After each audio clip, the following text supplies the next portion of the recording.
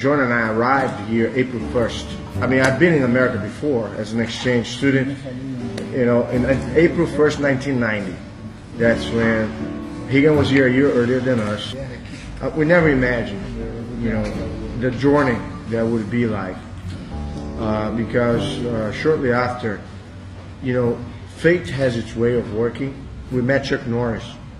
I met Chuck first in 1988 in a summer trip going to Vegas for one of his conventions, and that was the first time that he actually brought BJJ to his karate students and instructors out of his federation. And so, you know, it was the first time I ever went to Vegas. And then we went back to Brazil, and then in 1990, a year later, I mean, right before we came, he can spend vacation in Brazil. And he's like, man, you guys gotta come, you know, we have, you know, our cousin is opening a new school, I need your help, I wanna do some wrestling in the afternoon, you guys cover the class in the morning and this and that. And, you know, my brothers and I in Brazil, we had at that point accomplished everything that we could think of in regards to Jiu-Jitsu. All the tournaments, we would win most of the tournaments. We were, you know, the top black belts in our academy, you know, we had the respect and reputation from all the other academies and stuff. So we felt, I mean, let's see how that goes, man. And it was a joint effort, you know, and I do give Higan credit because he's the one that opened the path. He left everything and went first. He came back and said, man, you gotta make it here too. You gotta come here. Believe me. And we believed in what he said. We came. And it was not that much later that we felt our path was destined to be, you know, with the brothers. You know, Chuck Norris has been instrumental in many different ways, okay? First, as a wonderful person. Second, one of our best friends that we could ever think of. He was kind of like a guardian angel.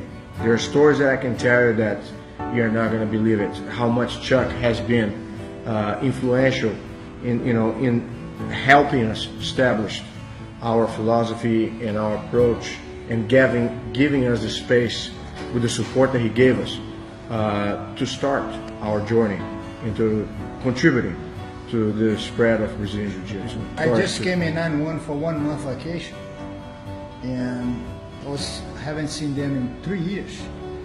Then I think it was John said, well, come on, gotta move here, and you're waiting for us to make the beds, to make the house, we gotta have to build the whole thing. Help build, you gotta come now, not later. I said, oh, let me wait a little longer. No, gotta come now, don't wait for us to build everything. Then they convinced me, and 6 months later I just moved in. You know, my dad, until he died on the year that we came to America, 6 months after we arrived. I would say our father was a judge. He gave us integrity.